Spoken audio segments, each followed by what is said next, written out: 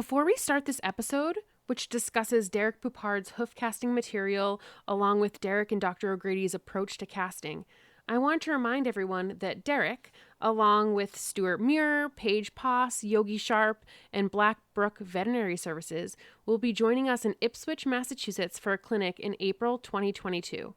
We will get a chance to practice the casting methods mentioned in this episode hands-on. There are still a few spots left, so go to thehumblehoof.com/shop to see options for registering. We are fortunate to partner with the NAEP for this event.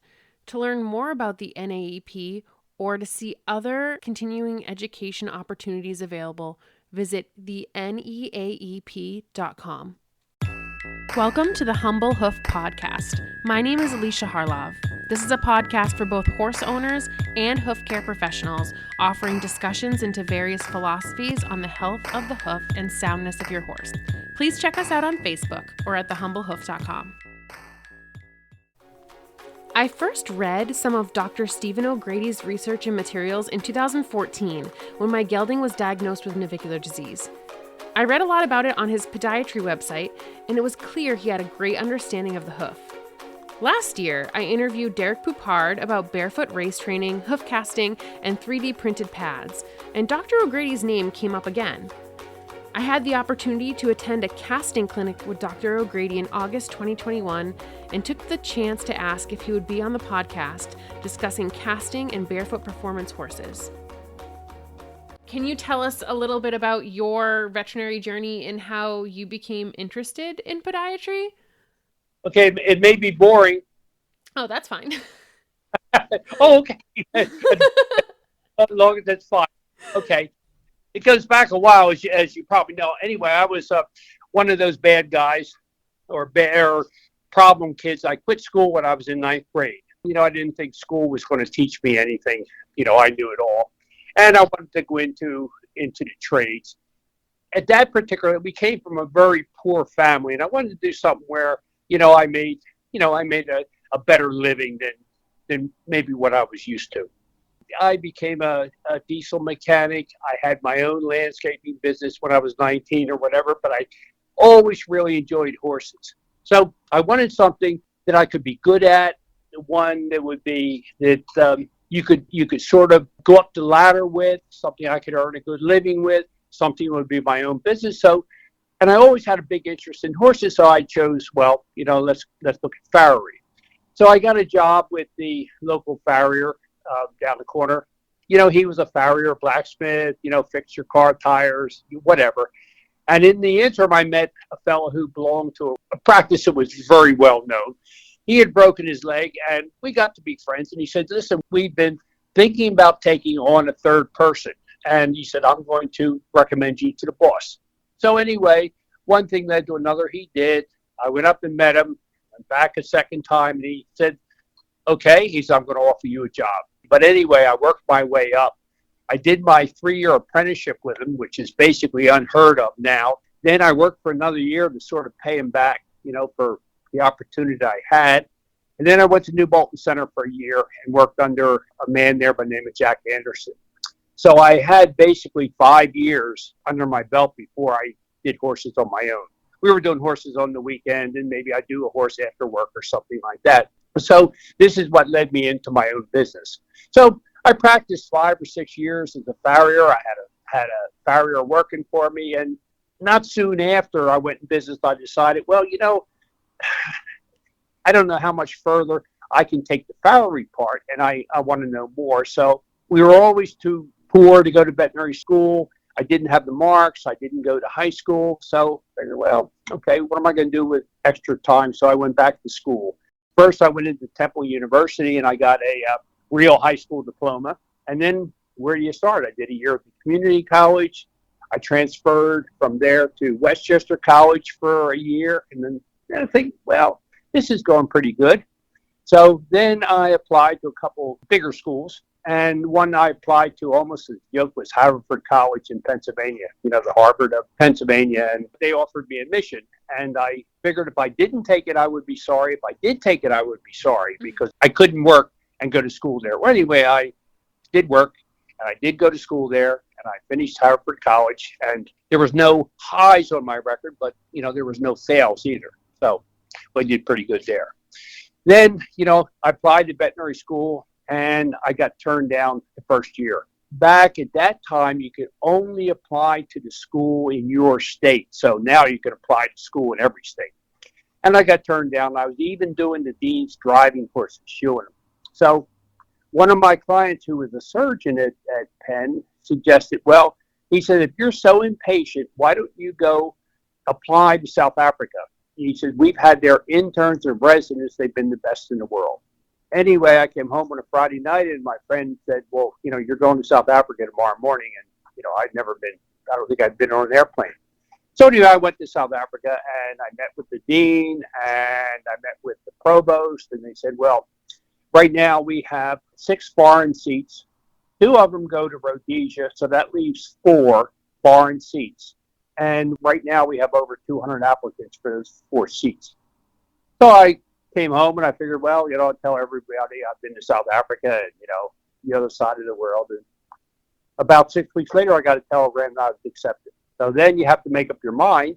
Well, do I leave what I have? I just built a house. I had a good practice. I had people working for me. I had a really good life for a young person. So I made the decision to go. And their school year starts in January because the seasons are reversed.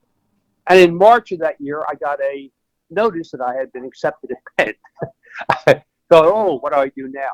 Well, I had already settled in. I enjoyed it there. So I stayed and I finished school there.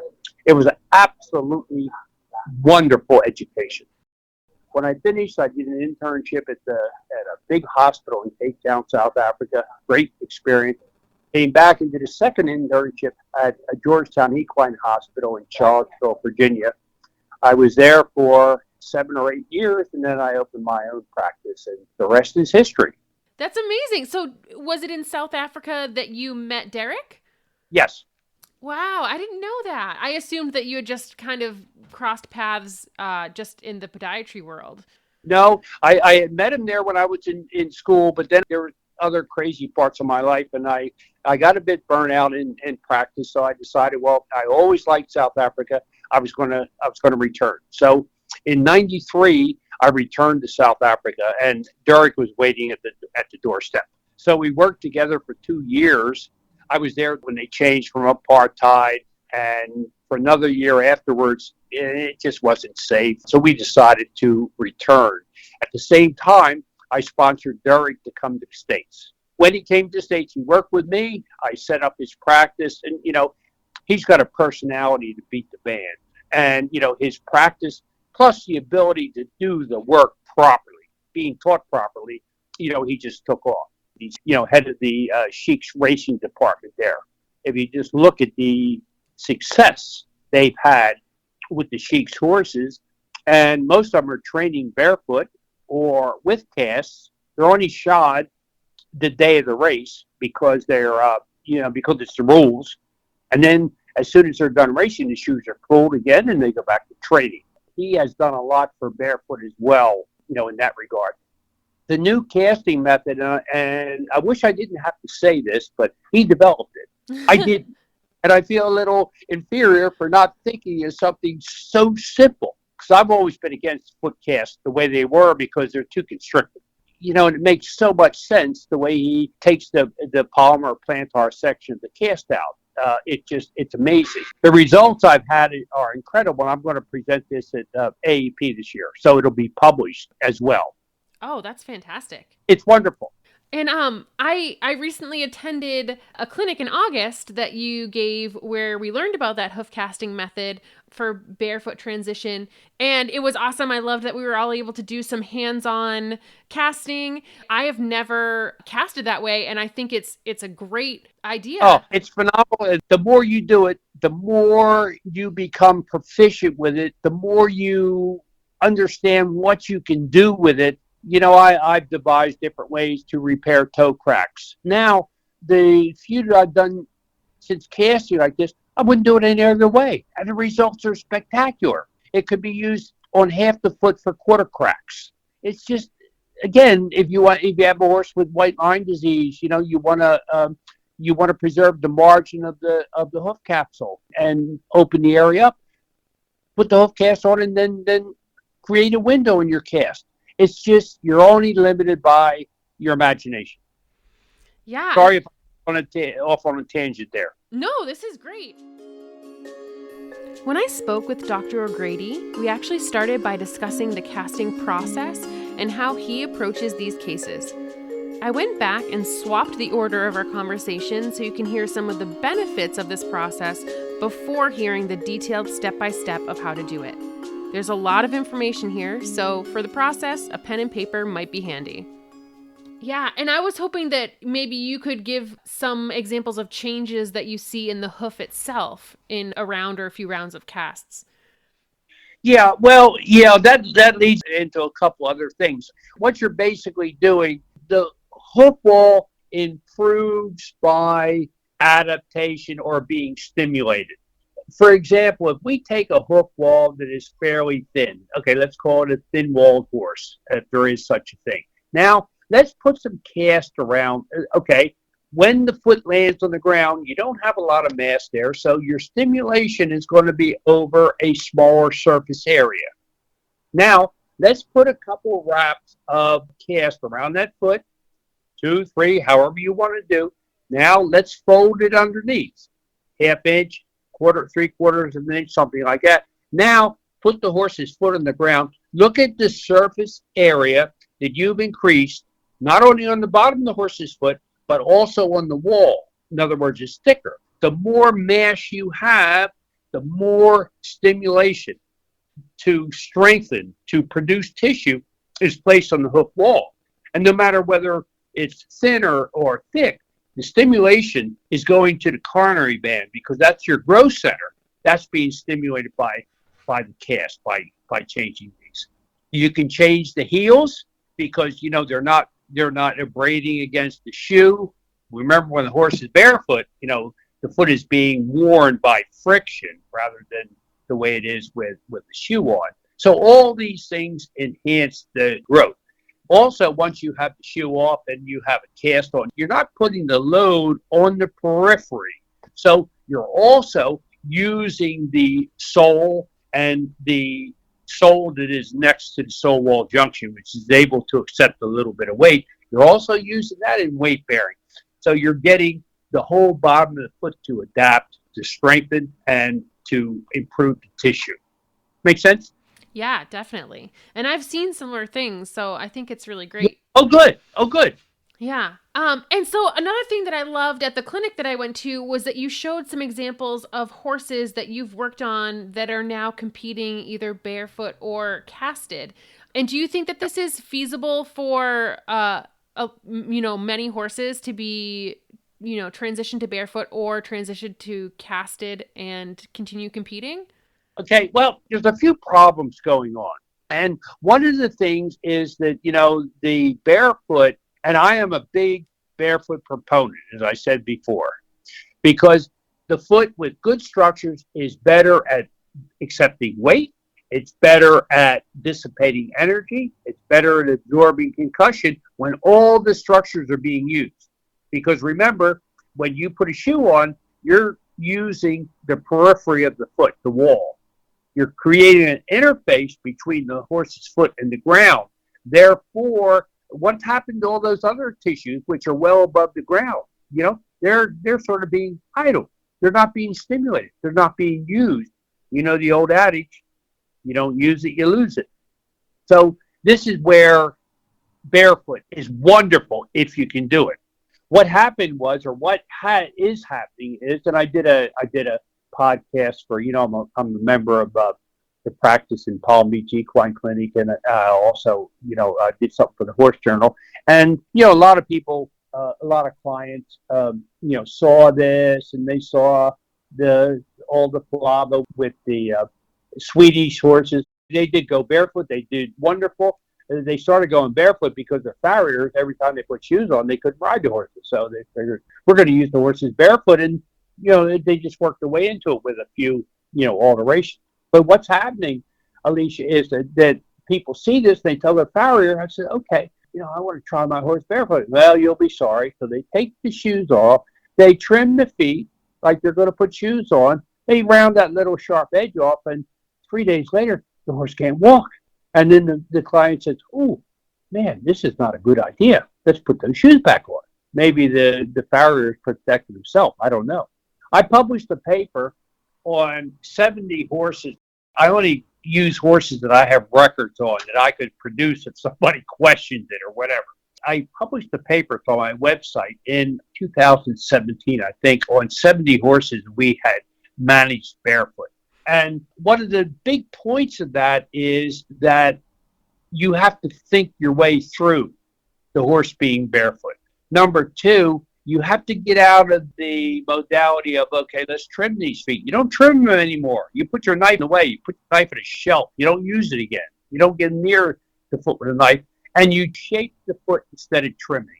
Again, probably, long before you were around, when I was learning the trade, we developed a way to trim mares. We did a lot of mares in our practice. And these mares would be heavy pregnant, and the more pregnant they got, the flatter their feet became, and they started becoming sore. So we developed a way to trim these horses. We called it shaping instead of trimming.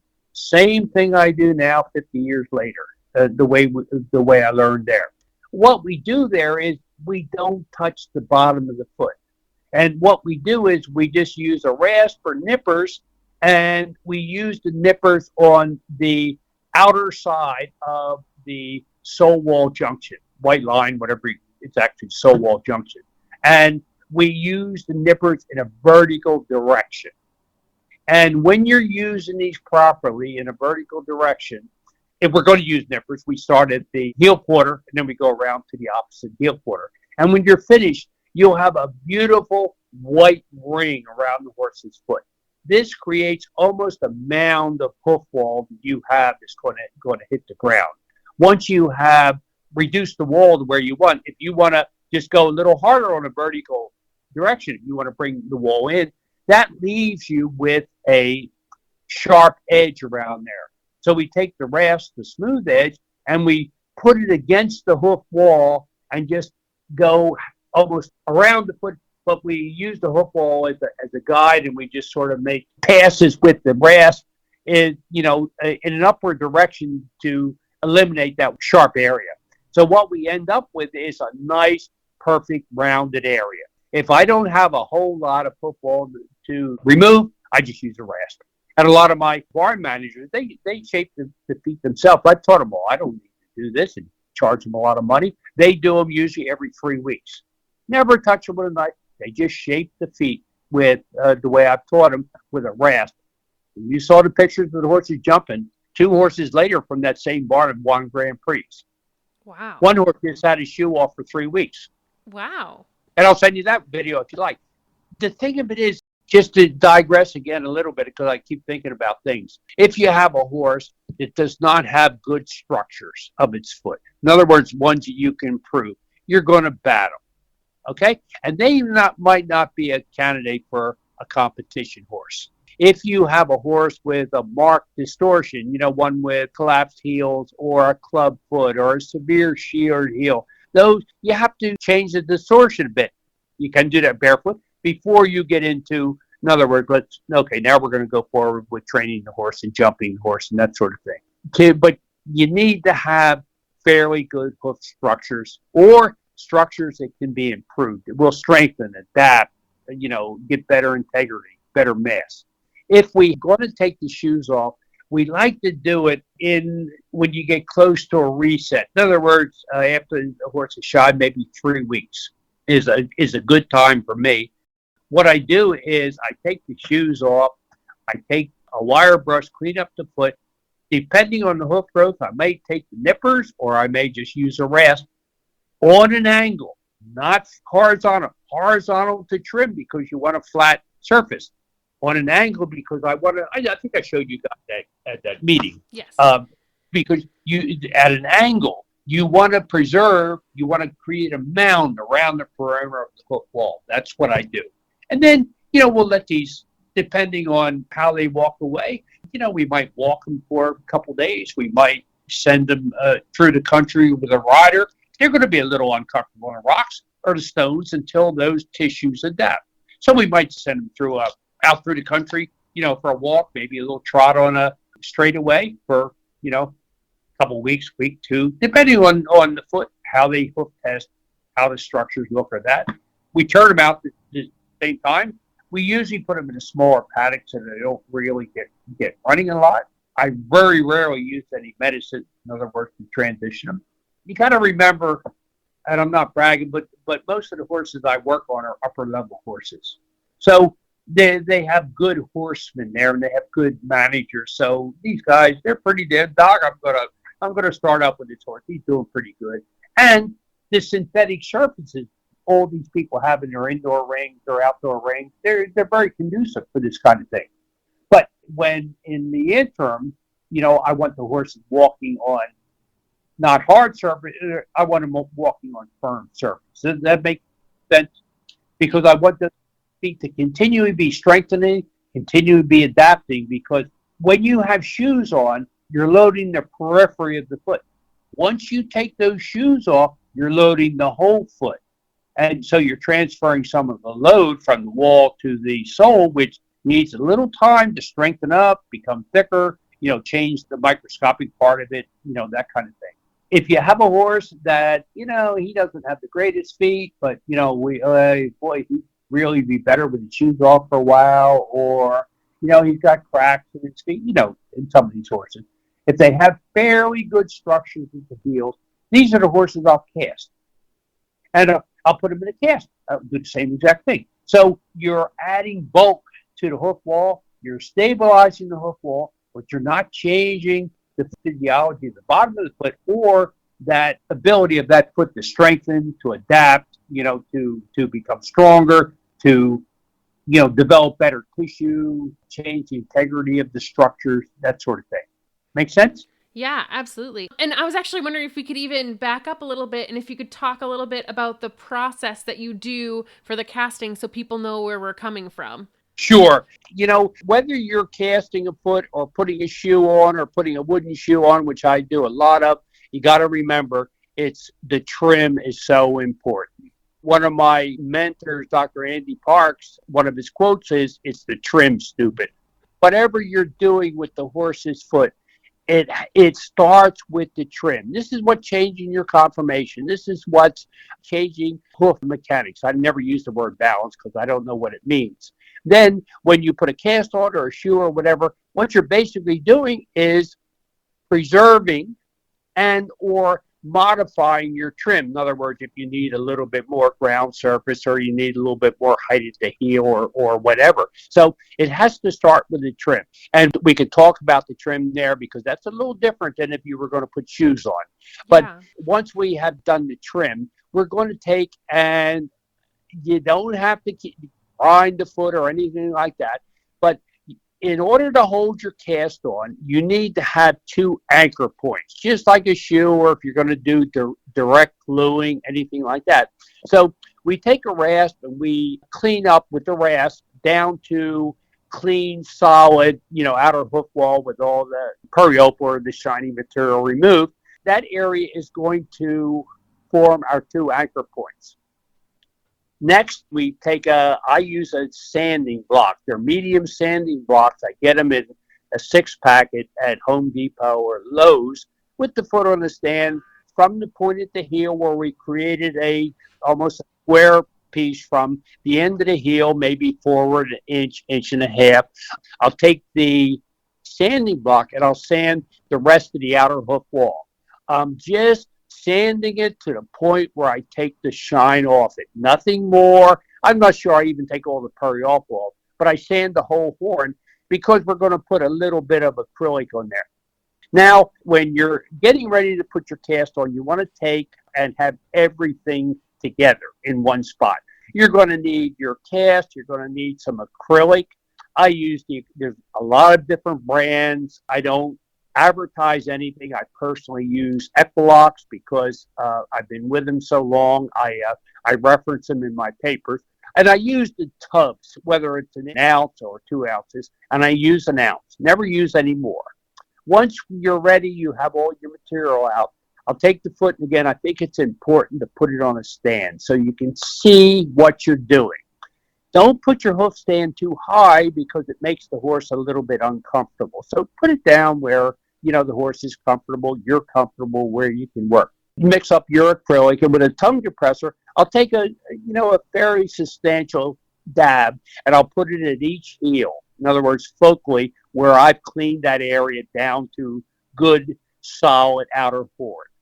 From there, once I've done that, I'll take acrylic. And sometimes I take my fingers, sometimes I take a thumb depressor, and I just put it sparingly on the outer hoof wall, starting about a half inch to 3/4 below the coronet. Okay, because I don't want anything up on the coronet, and you'll see why afterwards. So, and you go around from perimeter to perimeter. From there, depending on the size foot, I'll use either 2-inch or 3-inch casting tape. I usually use 2-inch casting tape. It's easy to work. If it's a big foot, or if I want to add more bulk to it, I'll use number 3. Put the cast on dry. In veterinary medicine, or when I was taught in veterinary school, you always wet the cast and put it on. In this particular case, and I'll tell you why in a minute, we put the cast on what we call dry. I start with the casting tape in the middle of the frog. That's where I have my finger and my thumb. I go around the perimeter of the foot. And as you go over the focal area of acrylic, in other words, the thicker area of acrylic at the heel, you'll see it permeate into the cast. And I'll go around the perimeter of the foot until I meet the other end, the middle of the frog. Now I have a base to start. Then I'll go, usually about half the thickness of the cast. I'll go around the perimeter. I'll keep going around till I envelop the foot. If I want to have a little bit more surface or mass on the bottom, I'll do a couple rounds on the perimeter of the foot before I go upwards. I will leave usually about a half inch to 3/4 of an inch below the hoof wall. And then I'll go around, I'll work my way up to the coronary band until I have the whole foot enveloped. As I go around, I usually go half the thickness of the tape. It makes a nice, even thing. It gives an even thickness all the way up. And then once I have the foot enveloped, at the end of the cast, it'll be folded over on itself. So you have to, for some reason, they do it in veterinary casts as well, you have to open that area up. So in other words, it's flat against the wall. Immediately, you have a sponge with some water there. Saturate the sponge and just let it go. Just wet the whole cast. In other words, make sure it's nice and thoroughly, diffusely wet. And then we put it in some plastic wrap. Going around the foot, the plastic wrap can be figure eighted and however you want to keep it on the foot, but you want to cover the whole cast with the plastic wrap. The minute you have the plastic wrap on the foot, you want to put the foot on the ground and hopefully pick the other foot up just for, a few seconds, because the cast you have below the margin of the hoof wall, you want to fold it inwards and you want to form a nice flat surface, on the bottom of the foot. We okay so far? Yeah, that's great. Okay. Let me go back one step there. And this might be a little hard to visualize, and I think Alicia here probably saw me do it or knows the concept. When you're going or when you have the foot prepared and you're enveloping the foot with casting tape, if you wanted to put a shoe on and you wanted a little bit more mass on the quarters, well, you would come around to, say, a toe quarter, and then you would stop, you would back the tape up, and you would fold it on itself, the length of the back to the heel quarter, fold it forward again, fold it back, increasing the mass or the width of the cast as much as you feel necessary. Once you have acquired the desired width or thickness, now just take the cast around and envelop that area, and you already have, if you can visualize it, you have an increased mass on that side. You can do both quarters at the same time. Another area that is really, really helpful is horses that have crushed or underrun or damaged heels, whatever you want to call it, whatever's the flavor of the day for that part of the anatomy. You can do the same thing with the heels, where you can come around and you can stop just in front of the heel, go backwards, go forward, go backward, and then leave a little bit more underneath the margin of the hoof wall. So when the horse steps down, he's going to have a little bit more thickness underneath the heel and on the side. So in other words, what you're doing is you're building up the mass of the heel using the hoof wall. Another place where this is really, really helpful in a lot of cases, when you take the shoes off and you have a distorted foot, you're going to have the hoof wall going to be prolapsed down below the surface of the wall. It's very hard to grow hoof wall in these horses because you don't have any lattice work or any framework. By building the heels up to the level of the frog, you're going to stimulate the hoof wall to grow down to the ground surface because you have the frog and the hoof wall enhanced by your cast on the same ground surface of the foot, or the same level. Does that kind of make sense to you, Alicia? Yeah, like the same plane. Exactly. There you go. You should be on this end. Okay. Once we have done this is the cool step. We'll usually wrap them, and then we'll go do the other foot while this one is curing. Just to go back just a little bit, the interesting thing of this process, and the fella who developed this, and it's so simple, he did research the cast material pretty good, and I'll give the guy all the credits due, and because he deserves it.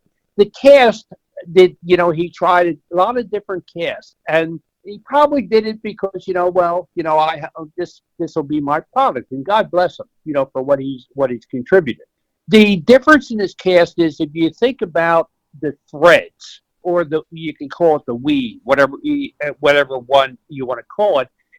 The weave is wider than the 3M casts or the casts that are used in human medicine, and this is to accommodate the acrylic. In other words, within the cast material in the first few rounds when you envelop the foot. The second thing is he had another 25% resin put in the cast, and the resin is what is the catalyst that makes that cast dry. And the purpose of both these being is that you are having the acrylic, in other words, that is permeate the cast, that keeps it on the hoof wall, and the cast curing at the same time, and neither one interferes with the other, which is absolutely amazing.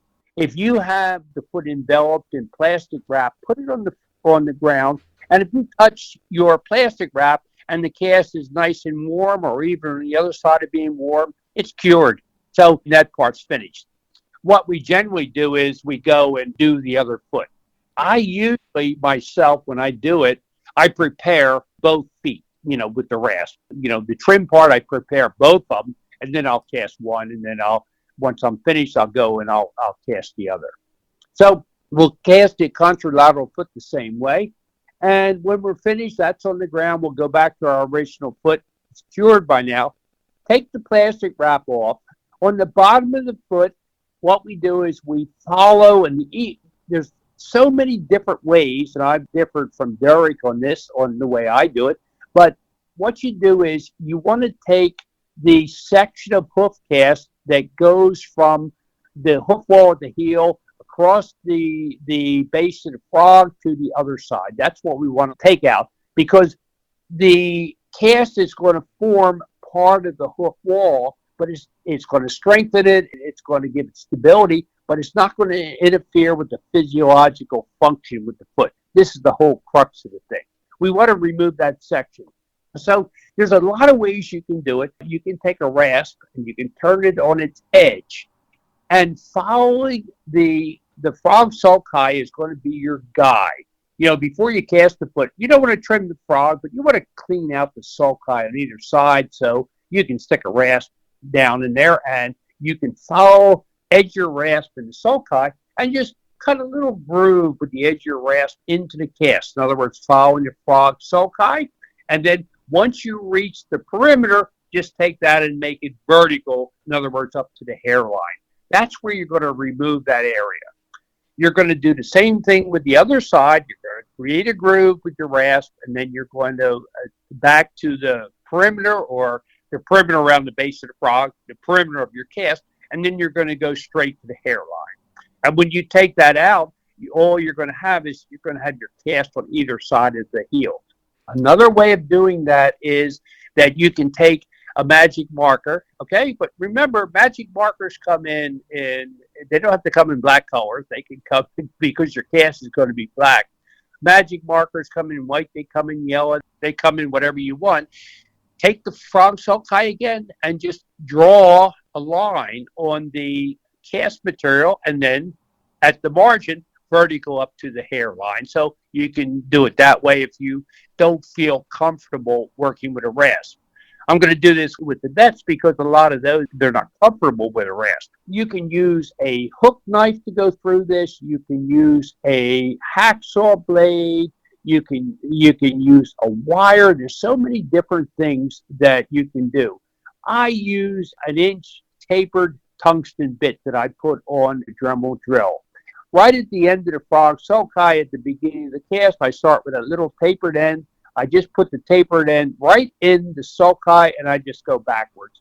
And it cuts like butter. Once I get to the perimeter, I just straighten the Dremel, and I go right up to the hair.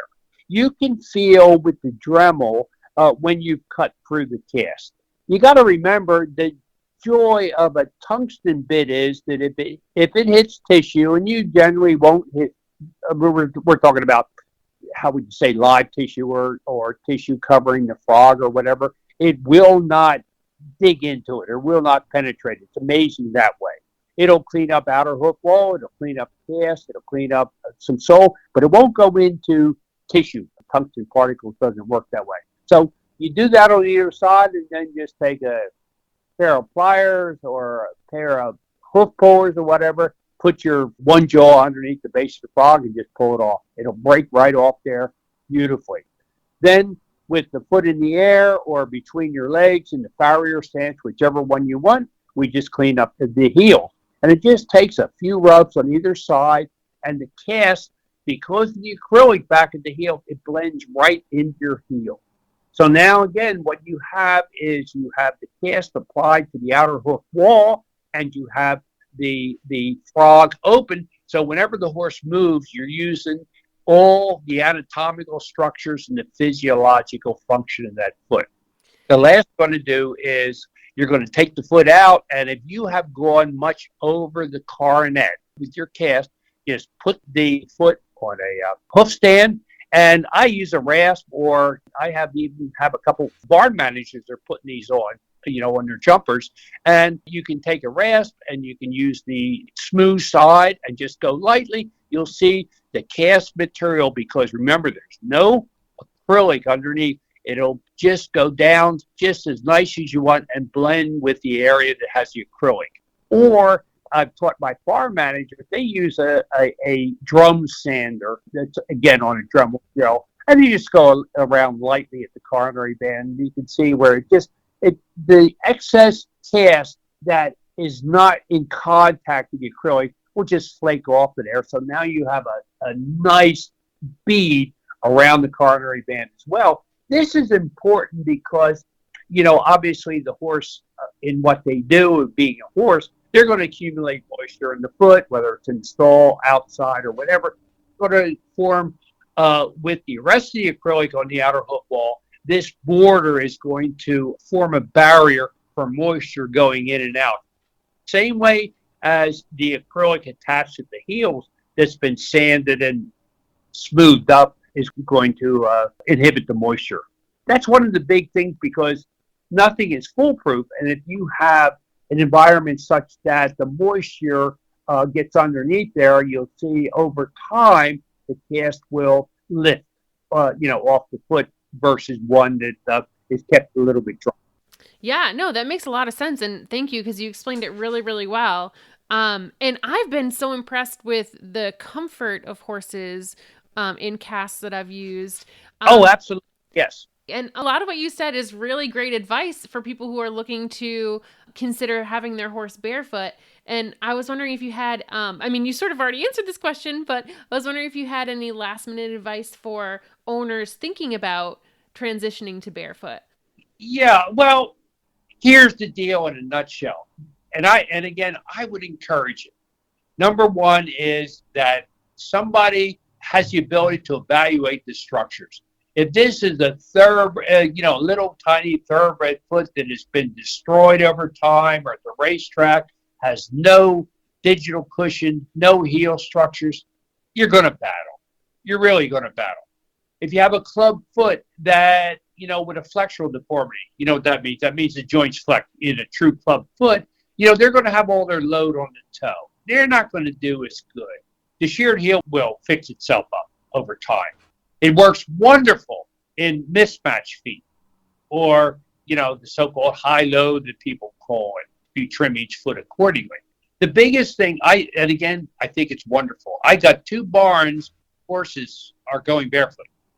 And, this is not hearsay. I can send you the videos, one after another, of these, because they all send them back to me. Doc, I should have done this a year ago. One of the interesting things that I've compared videos from before and after. Number one, when the horse starts to compete again, the stride changes. The stride is longer than it was before. And you're going to ask me why? I have no idea. Number two, you can watch these horses over a fence. These are all jumpers. You can watch these horses over a fence, and you can look at the distance of the feet over top of the top rail. And there's a marked difference in the height of the feet above the rail. And I think this is just leverage on the horseshoe.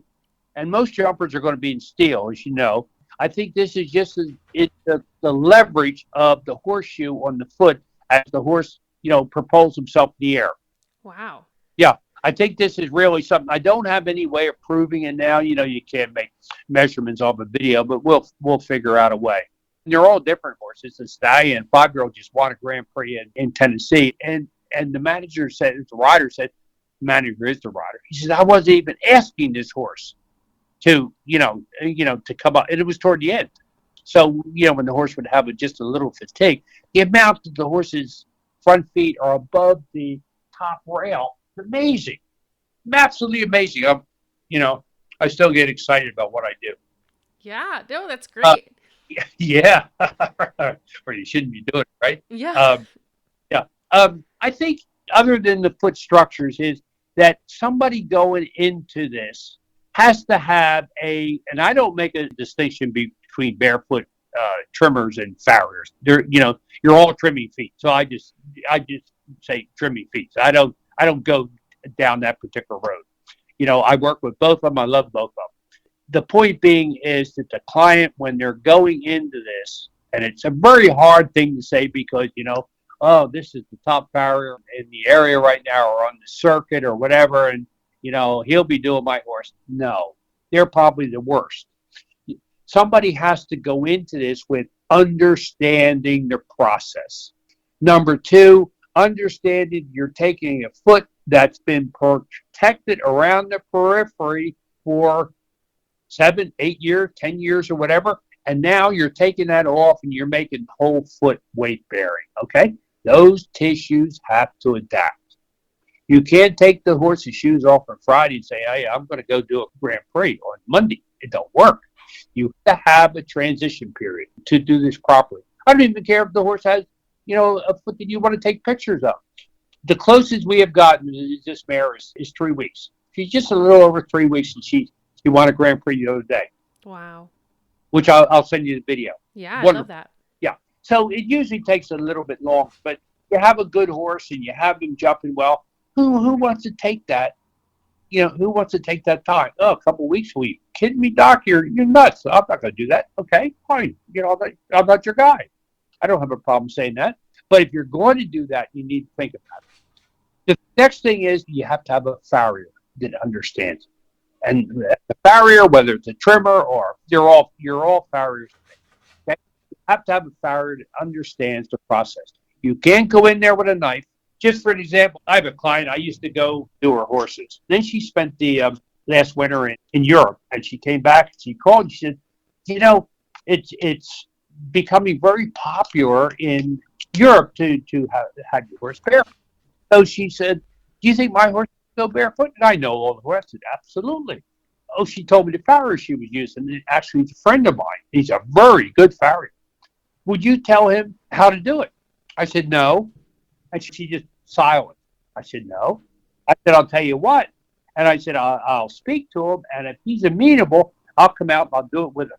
Anyway, I know the guy. He's a wonderful guy. He said, Doc, I'd love to have you come out. I'd be more happy to have beers with you when you finish and da-da-da. So anyway, I went out there. And we did the 3 horses.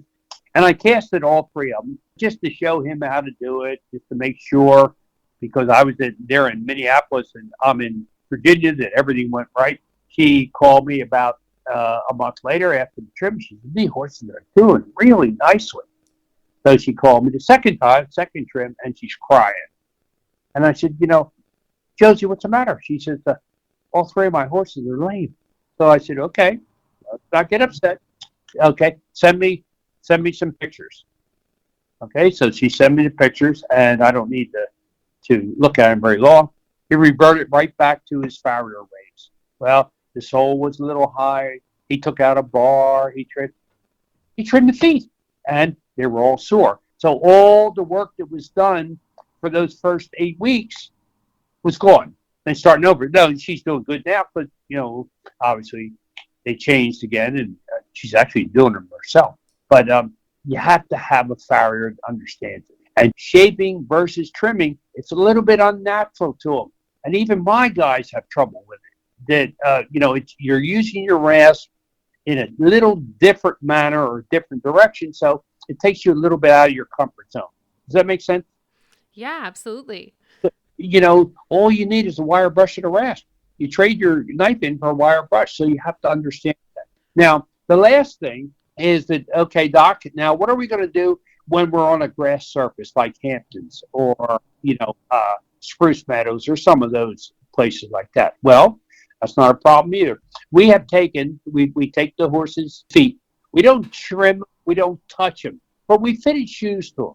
And we have just been doing them in the front. We haven't done them in the back, because usually the front is where they're slip. They don't slip that much in the back, believe it or not.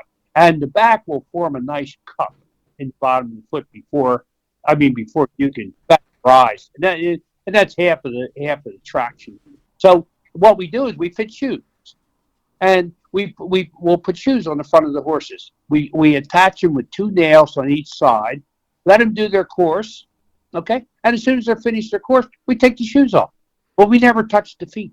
So all you've done is you put 2 nail holes on either side of a better structure. Who cares? So that's the way we got around that part. Yeah. So I don't know what else to tell you, my girl. Is there No, I think that's great. And actually my recording device is telling me it has low battery, so I probably should wrap up, but this has been fantastic and I really appreciate it. I think that it's amazing that you're willing to share your knowledge on the subject and the practice that you've done and the success that you've seen. And I think it's great that others can hear about it and hopefully try it for themselves. Well, give it some thought. Look up that paper. It's called The Barefoot Methodology for the Equine Practitioner. It's on, you've seen my website. Yep. Yeah. It's down in the paper section. I think around 2017, somewhere in there, we published it. It was on, most of my horses are going to be on at least 60 or 70 cases, because that way you get a trend. I'm not a researcher. I work on clinical stuff. So, I got to have numbers rather than, some kind of hypothesis of an experiment or that sort of thing. Yeah. Well, thanks again, and I hope you have a great rest of your day. I will. Thanks a million. Bye-bye. Bye. I always say that I'm slightly more hoof obsessed than the average person, and chances are, if you're listening to a hoof care podcast, you are too. So we should probably be friends. Feel free to find me on Facebook or email me at thehumblehoof@gmail.com.